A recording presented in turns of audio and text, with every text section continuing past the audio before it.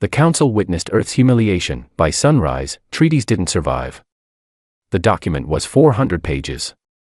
I held it with both hands because the protocol required it, 2 hands, spine straight, facing the chamber. A posture that said, "We are grateful to be here." A posture the Academy had spent 3 weeks teaching. I had spent 3 weeks learning to make it look natural. Nothing about this room was natural. The deliberation ring of the conclave station was designed by a species that had no concept of ceilings. The walls curved up and up until they became the ceiling, and the ceiling was so far above that the air up there looked dimmer, bluer, like the deep end of water. The floor was white. The lights were white. The 63 species seated in the tiered galleries above and around me were every color that existed and several that had no business existing, and all of them were watching. I was the only human in the room. My name is Nadia Vasquez. 44 years old. 19 years in the UN Diplomatic Corps, 4 as Earth's Senior Compact Liaison, and before that 2 years in ISDF Rapid Response in places I am still legally restricted from naming. I know how to stand in a room built to make you feel small. It still worked on me. I hated that it still worked on me. The Vorith delegation sat to my left. 7 of them, their ceremonial number, 7 being significant in Vorith culture in ways I had read about and catalogued but didn't fully understand. Their skin was the color of old coins left in salt water. Their lead representative went by the title Vorith Prime. Not a name. A rank. The Vorith didn't share names with provisional species. I had noted this in my files on the same day I noted 50 other things they had never imagined I would note. He had never once looked directly at me. I opened the document to Article 9, Section 4, and I read it aloud to the assembled chamber of the Galactic Compact. My voice was steady. My hands were steady. My spine was straight. The clause established Earth as a provisional protectorate species. It granted us trade access, security guarantees, and limited scientific exchange rights. These rights were subject to compact review at 5-year intervals and could be amended by a simple majority vote of the full Council.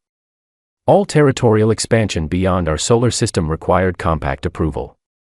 All military development above a certain threshold required compact notification. All contact with non-compact species required compact oversight. It also, buried in subsection 7 of the same article, referred to humanity as an emerging sentient population of developmental interest to the broader galactic community. I read that part twice. Not out loud. Just in my head, a second time, the way you reread something when part of your brain insists it couldn't possibly say what it says. It said exactly what it said. The chamber responded with a sound like collective breath releasing. Not applause.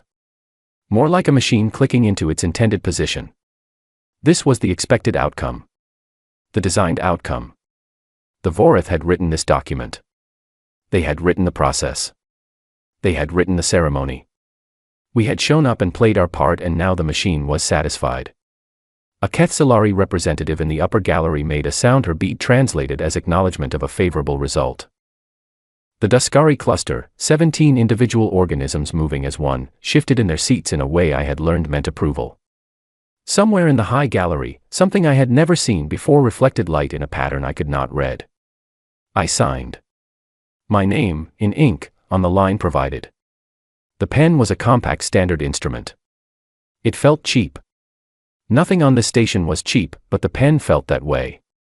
Like something meant for signing things that don't matter. The confetti came down immediately after. 14 colors, some of which the human eye can't fully process, drifting from ceiling vents in slow diagonal lines. It landed on my shoulders. In my hair. On the open document with my signature still drying. Then Vorith Prime turned to his aide.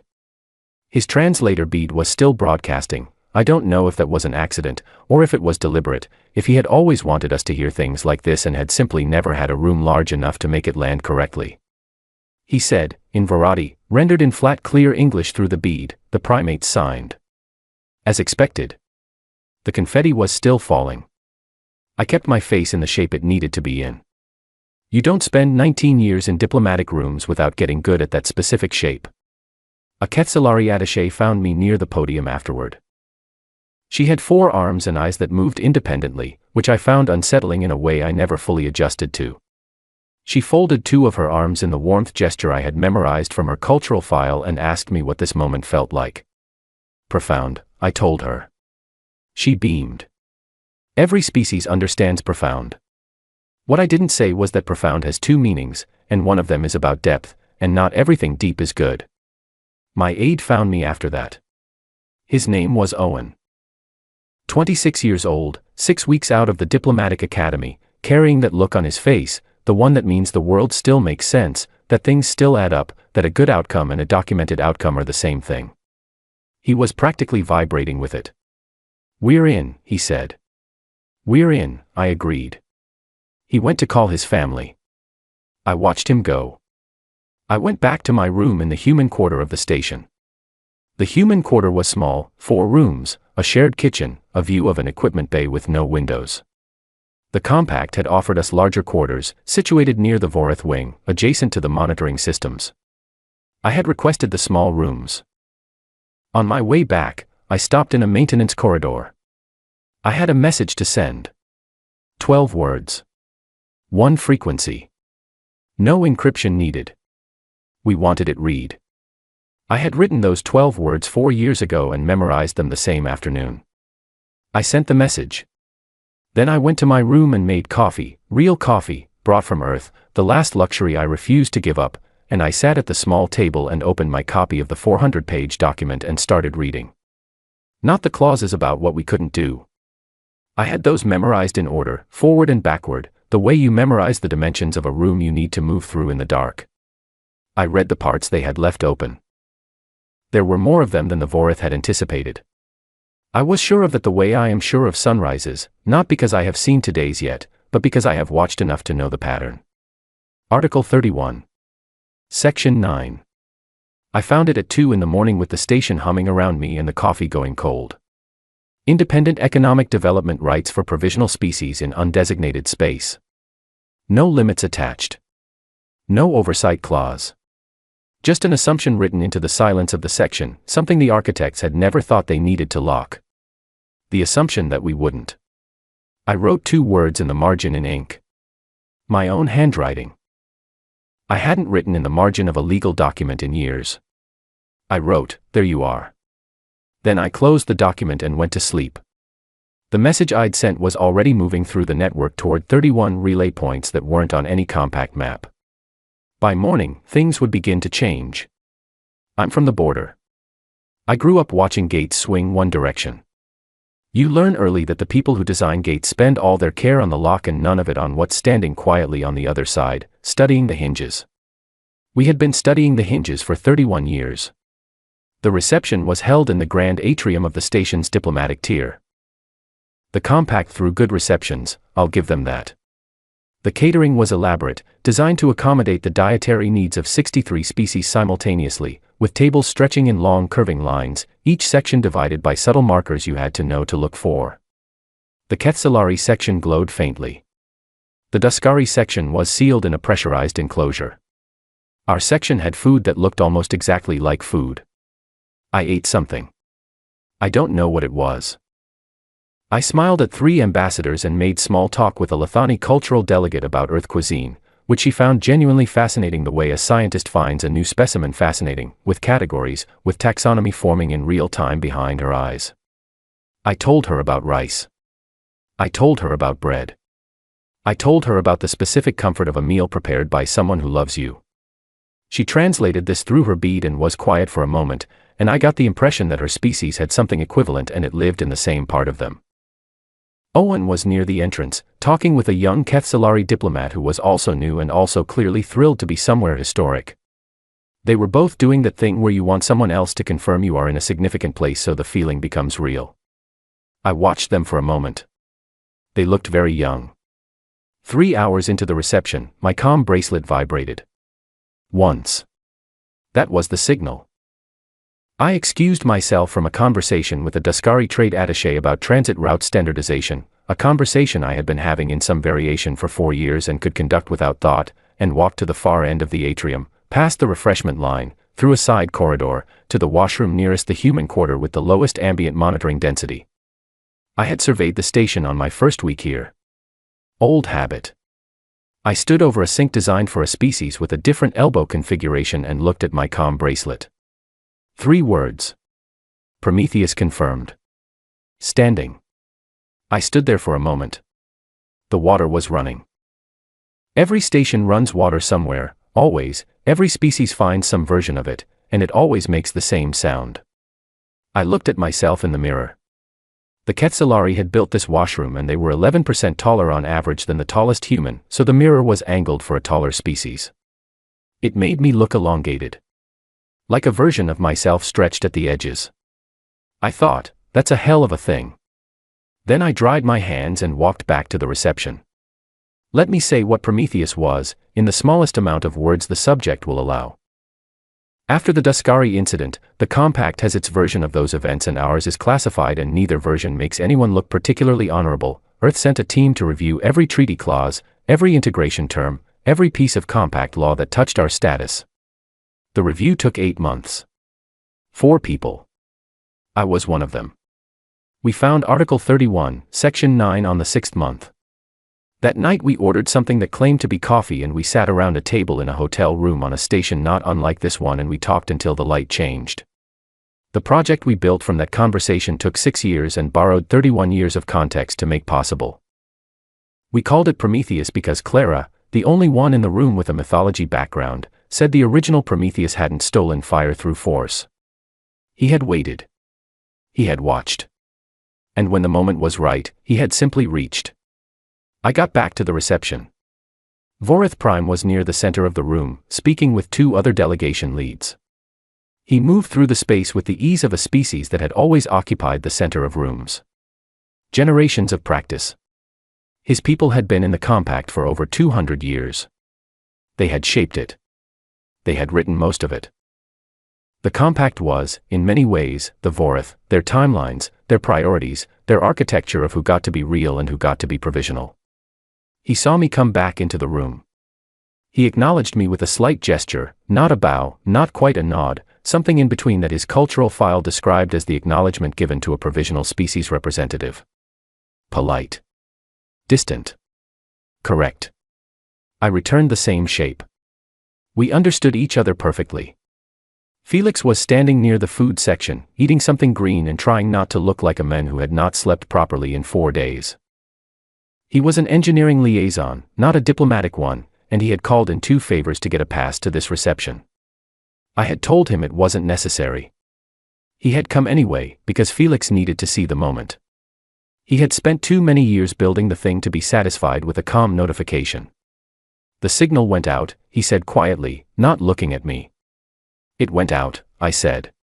He nodded slowly. He ate another piece of the green thing. After a moment he said, all that time. All that time, I agreed. He had spent 11 years on the Outer Rim stations. Not because the Compact had assigned him there, because we had. Because Article 31, Section 9 said provisional species could build commercial infrastructure in undesignated space with no oversight and no limit, and the Vorith had assumed that meant small things. The infrastructure of a species still finding its footing. They had not imagined anything larger. We had imagined quite a lot larger. I left Felix with his green food.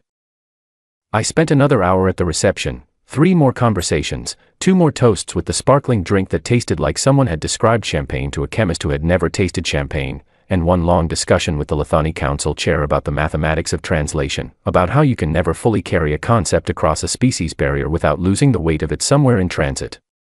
She was a small creature, the Lethani chair, 4-eyed, compact, with the manner of someone who had seen a great many things and organized them carefully. Her translated name meant something close to the one who holds the balance. Her species named themselves for function rather than identity. I found that honest. She had voted against our provisional status clause 4 years ago. Not against Earth, against the language of the clause. She had objected to developmental interest. She had been outvoted. I remembered that. I remember everything. Owen appeared at my elbow near the exit. He had that look. The glowing one. He and the young Quetzalari diplomat had apparently discovered a shared interest in comparative sports, which was either the beginning of a diplomatic career or the beginning of a very strange friendship. Either way, it seemed good.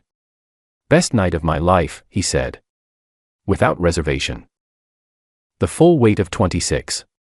Get some sleep, I told him. Tomorrow will be interesting. He smiled and asked what I meant. I put my hand on his shoulder briefly, just the weight of a hand for a moment, and I said, "Good night, Owen." He went. Still carrying the look. I stood in the corridor outside the atrium for a while. The station breathed around me, that deep mechanical hum, the sound of a thing keeping itself alive through 10,000 invisible processes. For years of sleeping inside that hum had made it the texture of normal. The 31 relay stations were already receiving the activation signal. Their systems were running the checks we had written into their architecture from the beginning. The cargo vessels were logging coordinates. The mining platforms were completing positioning burns. The research outposts were confirming communication arrays. Not weapons. Not military. Not one piece of equipment that violated a single clause of the document I had signed 6 hours ago. Just infrastructure. Quiet, patient, vast infrastructure covering 31% of every transit corridor in the compact's outer rim, assembled piece by piece across 6 years in the spaces the Voritha's legal team had never thought to close. I thought about Article 9, Section 4. Developmental interest to the broader galactic community. I thought about the margin note. There you are. I went to bed. There was nothing left to do tonight except sleep, and I have always been very good at sleeping in the rooms before the rooms that matter. It is one of the more useful skills I have. The anomaly started at 0340 station time. I was already awake. I had set my alarm for 0300 because some habits don't leave you, and this one had kept me alive in places less comfortable than a diplomatic quarter with a coffee supply. Be awake before the thing happens. I had run on that rule for 20 years. I was on my second cup when Petra knocked. Petra was our comm officer. She had been with the Earth mission for 3 years, recruited out of deep space relay communications, and she had the manner of someone who had spent a long time listening to signals coming from very far away, patient, focused, with a slight tilt of her head that meant she was always listening even when she looked still.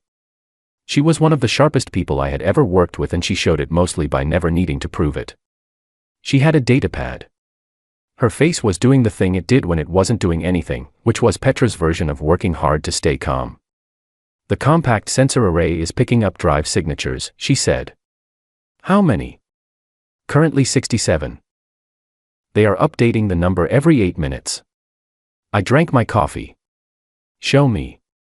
The map of the outer rim blazed with small red markers, each one a drive signature the compact's automated network had flagged as unregistered. They were appearing along the transit corridors, not on them, not blocking them, just adjacent. In the spaces beside the charted routes and the undesignated zones. In exactly the positions we had spent 6 years selecting. Is there a compact traffic alert? Not yet. The automated system is still classifying. She tilted her head. It will escalate to the council duty officer in approximately 40 minutes when the number crosses the alert threshold. And right now it is an anomaly being processed by a computer. I watched the map. The red markers were growing. 81. 93. 112. Every one of them was something we had built. Felix had spent 11 years out there. He had personally overseen 19 of those stations. He knew their coordinates the way I knew the treaty text, in the dark, in his sleep, without having to think. He had an engineer's relationship to them, not pride exactly, but the specific satisfaction of a thing built right, a thing built to hold. The cargo vessels were registered to 14 different commercial entities, all legitimate, all filing their required compact commercial notifications on schedule for years. The mining platforms had operating permits issued by the compact's own commercial registry. The relay stations were licensed as communications infrastructure under the same exemption clause the Vorith used for their own outer rim networks. Every piece of paper was in order. Every piece of paper had been in order for years. Nobody had noticed because nobody had been looking. When you are powerful enough to write the rules, you eventually stop reading them. At 0418, the compact duty officer's alert escalated to the full council. At 0431, I received a personal comm request from the Vorith delegation.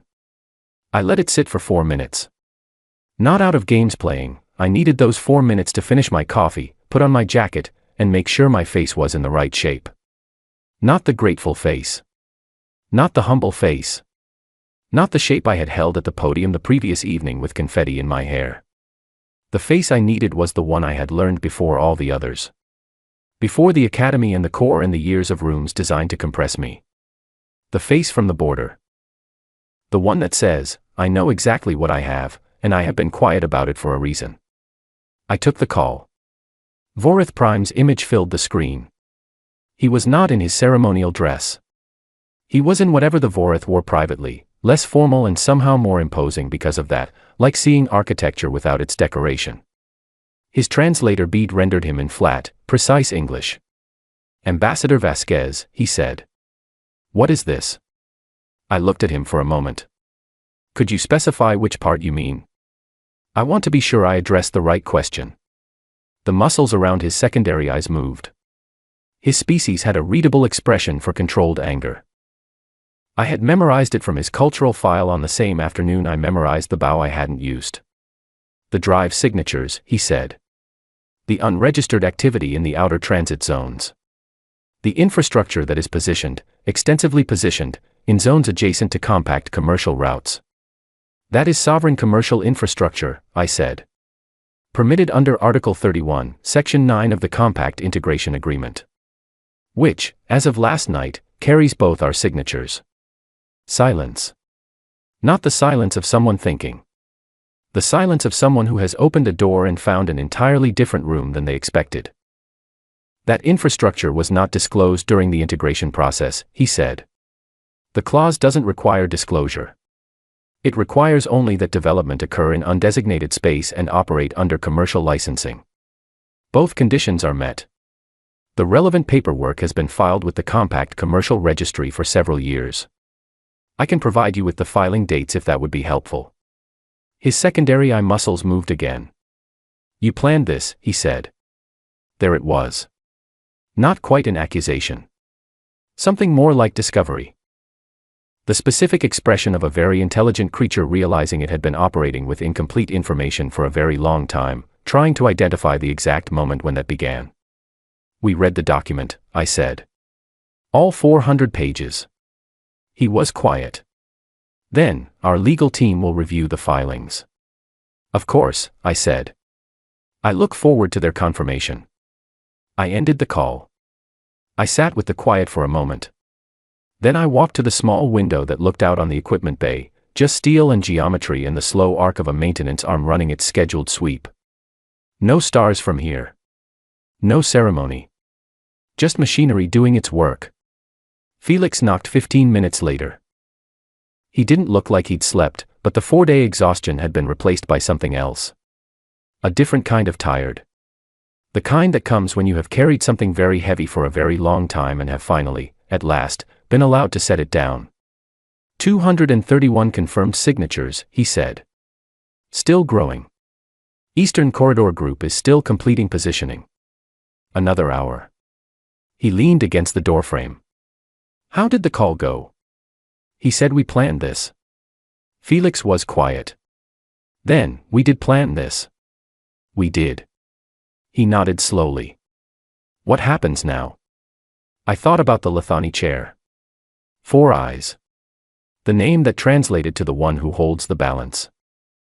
The vote she had lost 4 years ago on the language of our integration clause. I thought about the 43 species in the Outer Rim who had been using our relay networks for 3 years without knowing who owned them. Who had been getting better transit times and more reliable communications and lower freight rates because our infrastructure priced itself to be useful. Because usefulness had been part of the plan from the beginning. Infrastructure doesn't need to announce itself. It just needs to be there when people need it. Now, I said, Owen makes the coffee. Felix looked at me. Because we are going to be up for a while. By 0600, the compact duty officer had formally escalated the situation to an emergency full council session request. By 0700, that session was scheduled. By 0730, I had contacted the delegations of 11 species from the Outer Rim and had brief, polite conversations with each. Not arguments. Not presentations. Just conversations. The kind where you mention, in passing, that you thought they might find the scheduled session interesting and that you had materials ready if they wanted context beforehand. 9 of 11 said yes. I sent the materials. Then I put on my dress blacks again. Same ones as the day before, clean and pressed, the backup I always had ready. I told Owen to eat breakfast.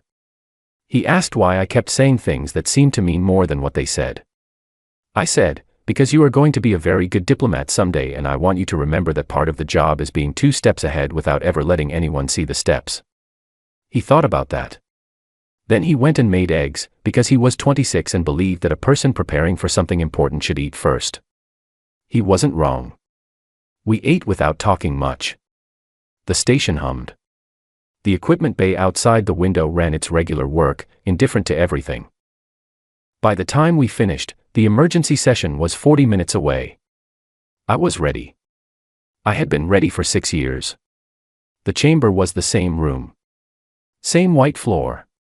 Same impossible ceiling. Same architecture designed to make visitors feel small. I walked in wearing yesterday's dress blacks and stood at the same podium I had stood at 18 hours before with confetti in my hair and a pen in my hand and a smile in the shape required. This time there was no confetti. The room was running at a different frequency. I could feel it before I could read it, the way you feel weather changing before you see the clouds.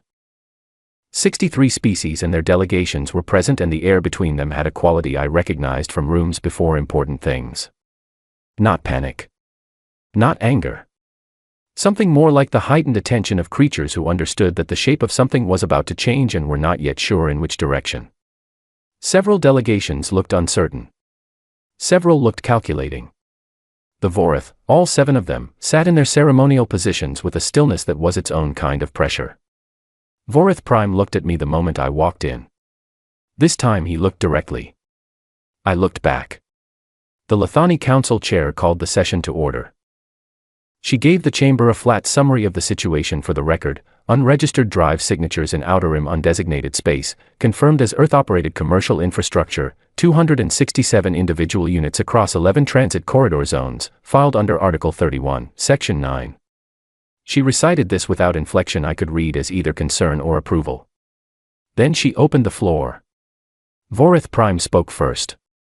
He had the voice of a species used to speaking first in chambers like this one, smooth, measured, centuries of practice layered underneath it. He said that the scale of the deployment constituted material misrepresentation during the integration process.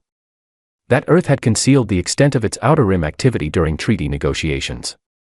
That this called the legitimacy of the integration agreement into question and warranted suspension pending a full legal review. He said all of this very well.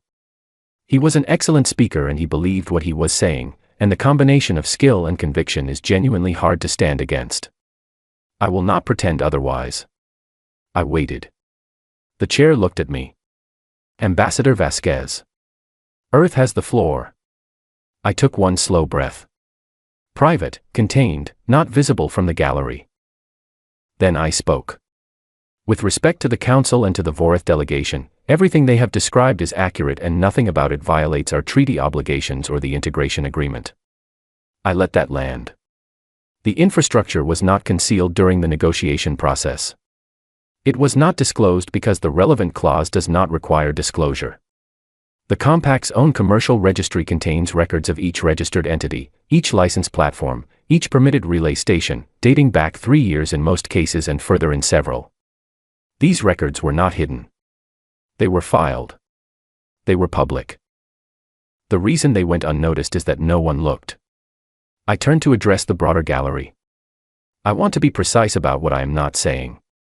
I am not saying the Vorith acted in bad faith during the integration negotiation. I am saying the integration agreement contained an open clause, that Earth identified that clause, and that we used it. That is not a violation. That is exactly what the clause was designed to permit. The only element not anticipated was the scale. A representative from the Daskari cluster made a sound her bead translated as, substantiate. The datapad I had brought contained the full filing records. I transferred them to the chamber's display system. Every entity. Every date. Every filing confirmation from the compact's own registry, organized and cross-referenced, because we had known this day would come and we had built the paperwork with the same care we built everything else. The display behind me became a dense web of documentation. The chamber went quiet in the way large rooms go quiet when they are processing something that doesn't fit their existing understanding. Then the Ketsalari representative asked the question I had been waiting for since 0340 that morning. He asked, "What does this infrastructure do?" The relay stations in the Eastern Transit Corridor have been providing communication services to 43 species in the Outer Rim for the past 3 years. Freight rates on those corridors have dropped 22% in that period. The mining platforms have supplied raw materials to 6 compact member species at open market rates. The cargo networks have been operating standard commercial transit under licensed operations. I paused. This infrastructure is not a threat. It carries no weapons. It does not target, monitor, or interfere with any compact member's operations. It is commercial infrastructure in undesignated space that happens to cover 34% of the Outer Rim transit system. The species in this chamber who rely on those corridors have been relying on our networks for 3 years. I would ask them to consider what removing that infrastructure would mean for their transit schedules. I let them do the math. They did the math. Some of them had already done the math before walking in. Those were the ones who had taken my materials that morning. I could read it in the way they were sitting, not alarmed, not hostile. Calculating. The posture of entities deciding where the new center of gravity was. The Lithani chair's 4 eyes moved in a slow sweep of the room. She had a way of reading a space by reading what was under the words being said. I had watched her do it at 3 different sessions over 4 years and I had only now understood what it reminded me of. It reminded me of the way I read rooms. Vorith Prime spoke again. He requested suspension of proceedings pending full legal review. He cited 3 separate compact procedural articles, precisely and thoroughly. I could see that the stillness of his delegation was costing them something to maintain. The chair listened to everything. She did not interrupt. When he finished she was quiet for a moment, and then she said, "The Council will hear votes on 2 motions. First, suspension of Earth's integration pending review. Second, Earth's reclassification from provisional protectorate to full sovereign member status under the restructuring clause of Article 2, conditioned on documented economic interdependency." She paused. Which I will note, for the record, appears to have been clearly established. Vorith Prime started to object. She raised 2 of her 4 arms, not a silencing gesture exactly, but one that said, "The room has heard you." The compact's purpose is to include, she said. Not to manage. We will vote. 20 minutes. That is how long a full compact vote takes. I had been through it twice before on smaller motions and I knew those 20 minutes the way you know a particular kind of waiting, the kind with a specific weight, where you are standing at the edge of something without being able to see the bottom. I stood at the podium. I did not sit. Owen was in the observer gallery. I had arranged his access that morning because he was going to be a diplomat and he needed to be in this room for this vote, needed to carry the memory of it. I could see him up there without looking directly at him. He was very still. The glowing look was gone, replaced by something more serious, more considered. Something that might become the look he would carry for the rest of his career. I found a mark on the white floor near the base of the podium. A scuff, barely visible, something that had scraped the floor once a long time ago and never been fully repaired. This room built for perfection had a small imperfection at its very center and nobody had bothered to correct it. I looked at it for 20 minutes. The chair announced the results. Suspension motion, 7 in favor, 48 against, 8 abstentions. Failed. Reclassification motion, 33 in favor, 17 against, 13 abstentions. The 13 abstentions were mostly smaller Vorith-aligned species who had looked at the filing documentation and decided that the ledger had changed and they were going to stand where the ledger pointed. 33 in favor. Full sovereign member status. The sound that went through the chamber was not applause. It was more complex, 63 species with 63 different reactions happening simultaneously in a space large enough to hold all of them at once. I heard them. I let them move through me and kept my face level and my hands at my sides. Vorith Prime stood. He registered a formal objection and requested an independent legal review in a voice controlled the way very hot things are controlled, with constant visible effort. The chair acknowledged the objection. She said it would be logged and addressed in due process. She did not say the vote would change. She looked at me across the chamber floor. 4 eyes, all 4 of them settling on me at once for the first time in 4 years of sessions. Ambassador Vasquez. On behalf of the Galactic Compact, I welcome Earth as a full sovereign member. Thank you, I said. 2 words. I had many others. Years of others. There would be time, in the documentation, in the restructuring negotiations, in the long complicated work that comes after the moment. All of that was coming. All of that was already beginning. But right now, 2 words. The Quetzalari attaché who had asked me about rice was weeping in the way her species wept, a faint blue luminescence spreading outward from her temples. I don't know exactly why. I didn't ask. Owen had his hand pressed flat against his mouth and his eyes were very bright. Felix was somewhere in the station listening to a comm relay. I was certain of that because I knew Felix. I picked up my datapad. I straightened my jacket. I walked off the chamber floor. Nobody stopped me. Nobody was going to stop me. The aftermath was immediate and came from all directions at once. My comm bracelet started recording incoming requests before I had cleared the chamber corridor. Delegations wanting meetings. Delegations wanting clarification on the relay network terms. 3 species I had never formally spoken with, requesting introductory sessions at the earliest available time. 2 members of the Compact's Commercial Oversight Board, who had looked at the filing documentation and had questions about how we had managed the logistics. A journalist, the Compact had several publications, all written in species-specific formats and translated for distribution, who wanted a statement. I told Petra to log everything and hold it all for 24 hours. She said, all of it. All of it, I said. 24 hours. Not because I was hiding. Because the day that comes after a thing matters as much as the thing itself, and I was not going to walk into it running on no sleep and reactive. Owen was waiting for me outside the corridor. The serious look was still on him. Not the glowing one, not the gravity of the vote, something between them, something settling into its final shape. He fell into step beside me without speaking, which was new for him. He usually spoke. The silence was him processing. I respected it. We walked for a while. The station was operational at full staff now, every corridor busy, every comm channel running at elevated traffic. The news of the vote had been moving through the network for less than an hour and already the Compact's internal communications were dense with it. I caught fragments of it as we passed comm panels and open doorways. Not panic. Not celebration, not yet. The early sound of a large system recalibrating, finding where the weight now sat. Can I ask you something? Owen said. Yes. When did you know it would work? I thought about that for a moment.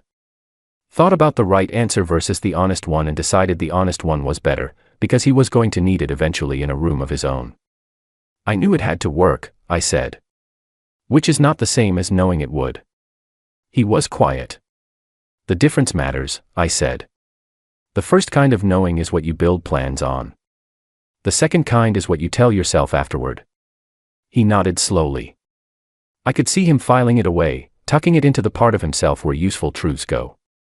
We found Felix in the small common room of the human quarter.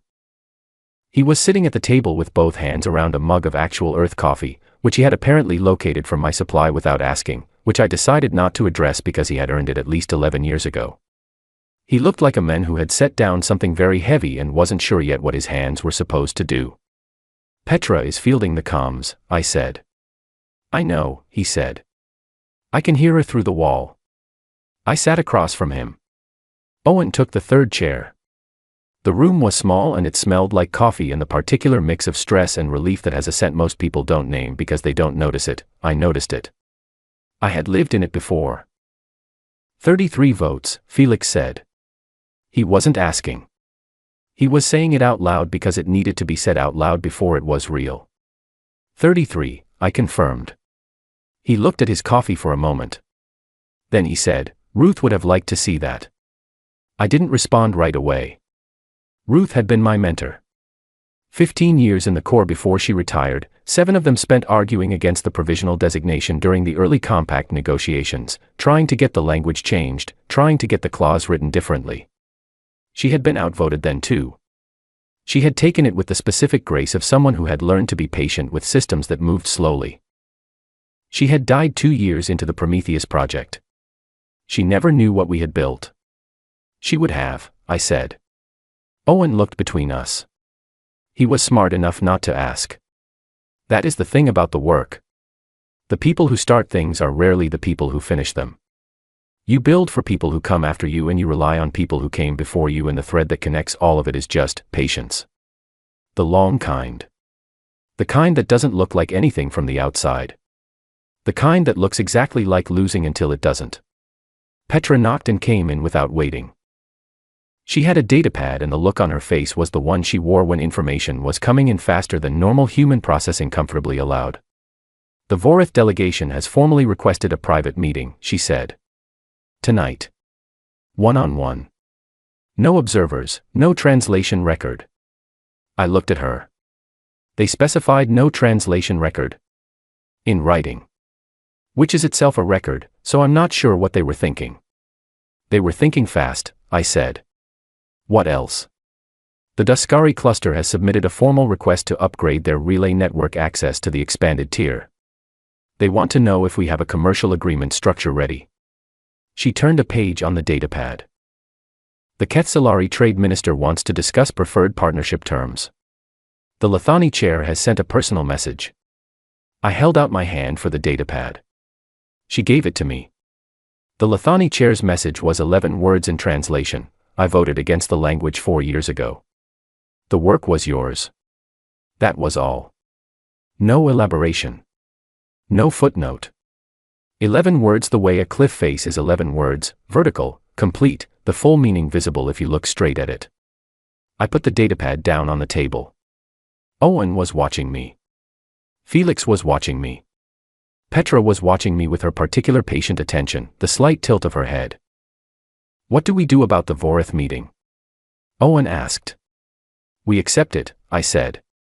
Tomorrow morning. Full translation record, standard documentation protocol, and I want 2 of our staff in the corridor outside. They said no observers. They said no translation record. Those are different requests. I am happy to honor one of them. I paused. I will let them decide which one. Felix made a sound that was not quite a laugh. Petra wrote it down. I got up and got my own coffee. Stood at the small counter in the corner of the room and looked out the narrow window at the equipment bay. The maintenance arm was still running its sweep. It had been running the same pattern every 6 hours since I arrived, and it would be running it after I left. The equipment bay had a view of one section of the station's outer hull. I had never been able to see stars from this window. Too much station in the way. But I knew they were out there on the other side of it, the same stars that had been watching us since before we had words for them, before we had the concept of watching back. The treaty language gets drafted tomorrow, I said, not turning around. We don't go back to being provisional. We don't take any arrangement that has a review clause at the compact's discretion. Full sovereign language throughout, or we table it. Some species may push back on the timeline, Felix said. Let them push. We have 33 votes and a communications network they are currently relying on. We are not in a position where we need to accept inconvenient timelines. Nobody argued with that. The rest of the evening was paperwork and planning in the particular texture of a team that has completed something large and is already beginning the next thing because the next thing has been waiting just behind the large thing the whole time. Owen took notes. Petra sorted communications into priority tiers. Felix drew up a structural overview of which infrastructure units were most strategically significant for the early partnership negotiations. Around midnight I made everyone go to sleep. They went. They were tired. The kind of tired that goes all the way down. I stayed up. I went to the observation deck. It was a small room on the outer edge of the human quarter, not officially listed as an observation deck, technically a maintenance access corridor that happened to have a viewport, which I had discovered in my first week and had never reported because the viewport was mine and I was not in the business of sharing everything. The glass was thick and slightly curved, and it gave the stars outside a faint elongation at the edges, like everything was being stretched very gently in all directions. I stood at the viewport for a long time. The station's rotation brought a star into the frame every 22 hours, Earth-equivalent sunrise, the one rhythm I had kept across 4 years of station time, the one anchor I had kept to something that felt like home. I had stood at this viewport and watched that star appear on dozens of occasions, some of them good and some of them hard and some of them the kind where you are just standing at a window in the dark to remember that the dark has stars in it. This was a different kind of occasion. I thought about the 400-page document. The one with my signature on it. Somewhere in the station's registry system, those documents were being formally voided, the provisional clauses, the oversight requirements, the 5-year review schedule, the language about developmental interest to the broader galactic community. Processed out of the active treaty record and filed in the historical one. Existing, but no longer operative. Words that had meant something yesterday and by morning would mean only that they had once existed. I had signed those documents in good faith. I want to be clear about that, because the story of what happened in the hours after can make it sound like the signing was a performance, like the whole ceremony was theater we were walking through while we waited for the real thing. That is not accurate. The signing was real. We had intended it to be binding.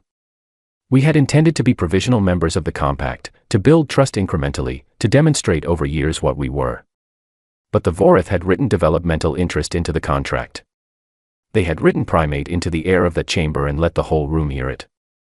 They had built the document as a door that only swung one way. We had built a different door.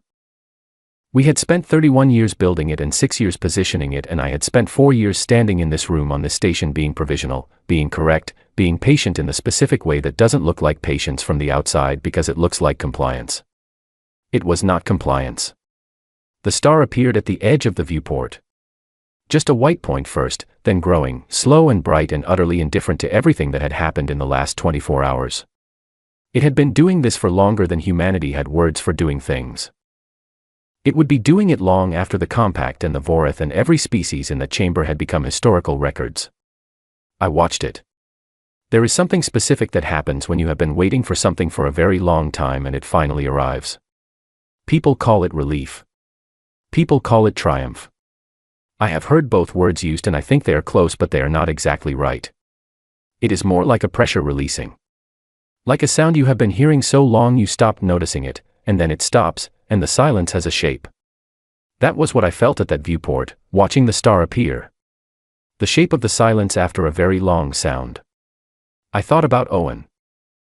About the look on his face in the observer gallery, hand against his mouth, eyes bright. He would carry that moment for the rest of his career. It would become one of the stories he tells, one of the anchors his understanding of the work is built around. He would tell it to other young diplomats someday, in rooms I will never see, and the version he tells will be cleaner than the version I lived. That is how it always works. The lived version has too many mornings in too many corridors and too many conversations about nothing until the conversations that matter. The told version has the vote and the chair's words and the blue luminescence of the Kethsalari attaché weeping in the gallery. Both versions are true. I thought about Felix, asleep for the first time in 4 days without the weight of an incomplete thing pressing on him. About Petra, who had been listening to signals coming from very far away for 3 years and had finally heard the one that mattered. About Clara, who had named the project and was back on Earth and would wake up to the news in a few hours in whatever time zone she was in. About Ruth, who had voted no when it mattered and lost and been patient about it and taken her patience somewhere better. The star was fully in the frame now. Full light. The viewport gave it a very slight blue tint at the edges that it didn't have in reality, and I had grown used to that, the slight wrongness of it, the way the glass added something that wasn't there. I had learned to see through it to what was actually there. 31 years. You say that number and it doesn't sound like what it is. It sounds like a fact. A duration. It doesn't sound like the weight of it, the daily weight of being the species that was present but not real, that was represented but not sovereign, that sat at tables built for other spines and drank things that tasted like descriptions of familiar things and smiled the required smile and wrote things in the margins of documents late at night. It doesn't sound like that. It was exactly that. The treaties that had defined Earth's relationship with the compact didn't survive the sunrise. Not because we forced them out. Not because we built something that threatened them. Because we built something that made them inaccurate. Treaties are legal documents, and legal documents are descriptions of reality, and when reality changes, a document that doesn't change is just ink.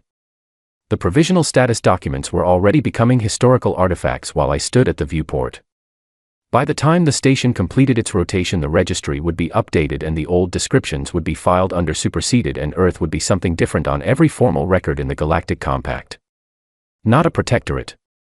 Not provisional. Not developmental interest. Just a member. A full one. With the votes to prove it and the infrastructure to back it, and 31 years of documented patience that the Voritha's legal team was going to spend a very long time combing through and finding nothing that violated a single clause of anything. Because we had read the document. All 400 pages. The star moved through the viewport and out the other side, and the frame went dark again. 22 hours until the next one.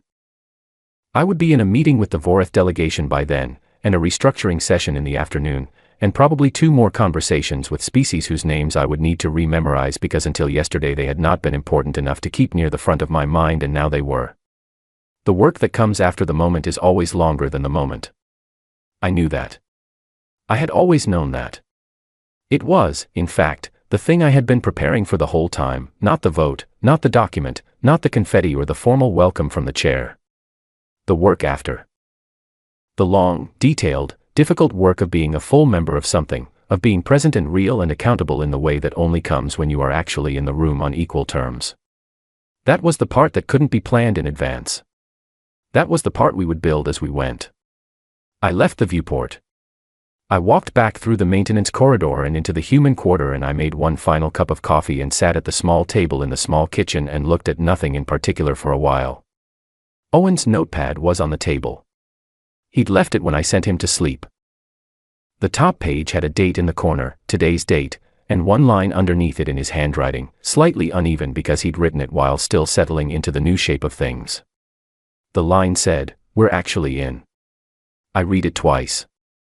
Then I closed the notepad and put it at the edge of the table where you would find it in the morning. I'm from the border. I grew up knowing the difference between being let in and being there. Between a door held open and a door that is yours. Between provisional and permanent. 31 years is a long time to wait for the permanent kind. It is also exactly long enough.